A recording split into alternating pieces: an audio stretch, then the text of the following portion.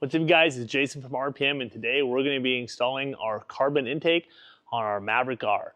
First thing first, get all of your stock intake stuff off the turbo, out of the bed, take the air box, all the hardware, and we're just going to set it off to the side. I'm assuming you're to that point and that's where we're going to start the actual installation of your carbon intake. Alright, first thing we're going to do is come in here, pop this grill out. It's simple as that. We're going to set it out of the way. Alright guys, now we're going to get this access panel out of here. You got a bolt here. Rivet, rivet, bolt. We're going to yank those out, get this out of our way.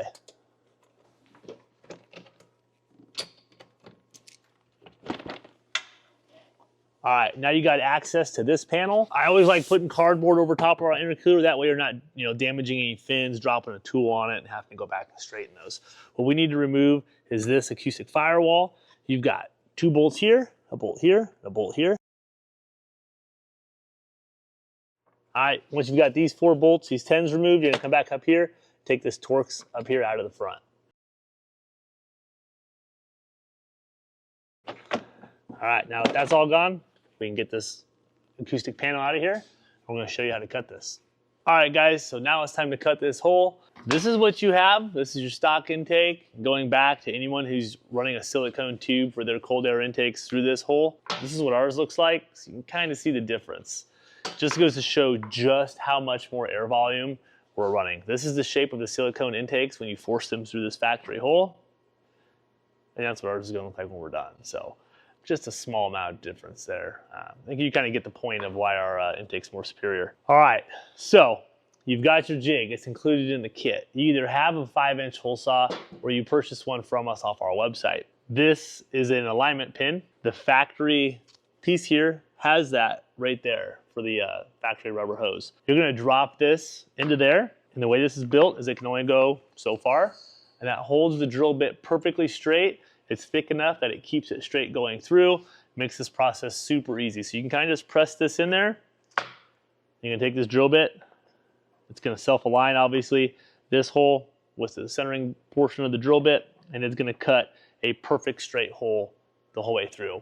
You can go drill slow, you don't have to get super aggressive with that. No need to be losing a finger over this deal here. It's just to hold the drill through plastic. You're gonna end up with something like this. This is probably the only complicated part of it all, and it's actually really easy. So let's hit this hole, let's get it back in the car.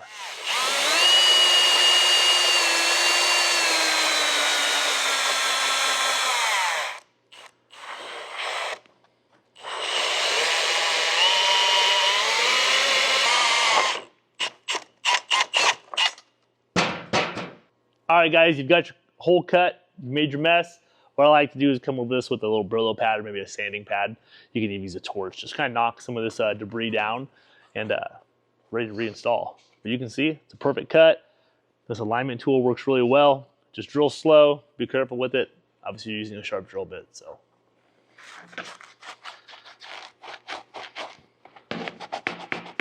All right, guys, next up is your 6061 billet bracket.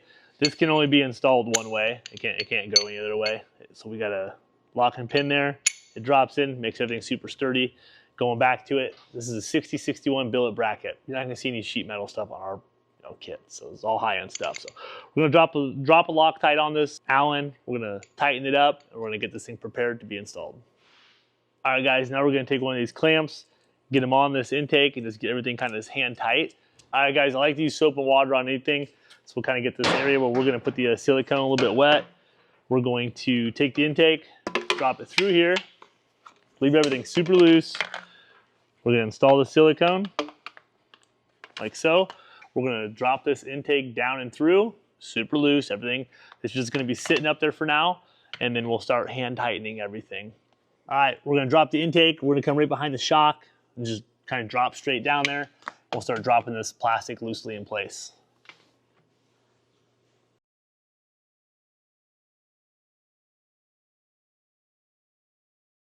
All right, everything's just hanging out there. Let's drop down to the turbo, put the silicone on the turbo, and then we can come back up here and get some bracketry installed. All right, we're gonna take this silicone, put it on the turbo. It's all right if anything's loose up top again, leave it all loose, and we'll get to tightening it eventually.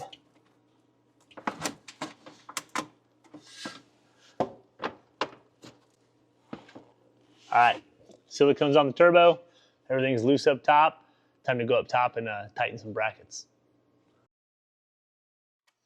All right, guys, next step, we're gonna put this Torx in the front and these two 10s down here.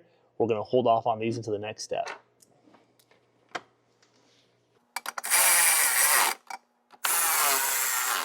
All right, guys, next step is this 6061 billet bracket. This is what holds your intake and filter in place. You're gonna reuse these factory bolts. You're gonna put Loctite on each end, and then we're gonna install them right like so.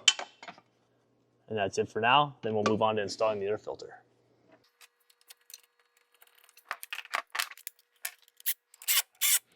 All right, guys, our intake is port matched to this specific air filter. You've got a lip in here. That means we're gonna install this carbon fiber intake all the way until it touches this lip. And then the air filter itself is gonna ride on this 6061 billet bracket.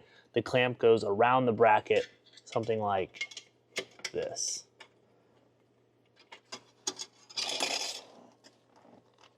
I'm gonna push the air filter onto the intake until it can't go any further.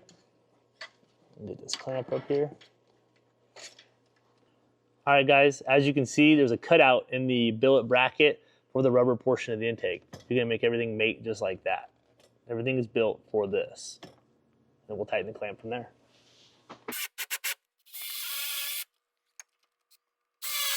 All right, one important thing is you wanna keep the clamps about an 1/8 of an inch from the end of the silicone. That allows it some squish area.